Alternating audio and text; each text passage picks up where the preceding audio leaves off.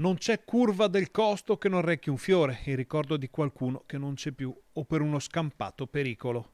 Ormai la conta degli incidenti sulla strada che collega la grande rete autostradale all'altopiano dei 7 comuni non si ferma più. Costantin Robert Bucur, il 29enne di Altavilla Vicentina, coinvolto in un pauroso incidente sui tornanti del Costo sabato pomeriggio, è morto per le ferite riportate in seguito allo scontro della sua moto con un pick-up.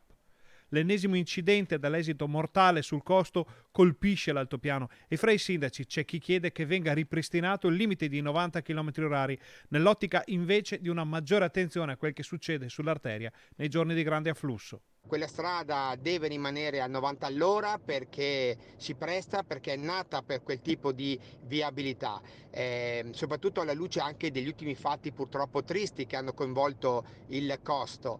Io ne ho già parlato con il presidente della provincia Nardin, oggi lo incontro di nuovo con la speranza, ripeto, che si torni ai 90 all'ora perché altrimenti per gli altopianesi, per i turisti e per chi lavora che fa su e giù tutti i giorni, oltre al danno anche la beffa. L'altopiano chiede inoltre più controlli. Abbiamo più volte messo in evidenza come la riduzione dei limiti di velocità non sia uno strumento per poter risolvere il numero degli incidenti, ridurre il numero degli incidenti sul Costo, ma sia invece fortemente penalizzante per molti concittadini che scendono dall'altopiano in pianura. Abbiamo bisogno che ci sia un'intensificazione dei controlli per poter far sì che questi siano da deterrente ai molti motociclisti che utilizzano questa strada per le loro scorribande oppure per fare delle vere e proprie competizioni. La viabilità dell'altopiano dei 7 comuni e i collegamenti con la pianura sono al centro dell'attenzione da anni, ma tutte le soluzioni prospettate finora non hanno dato esito.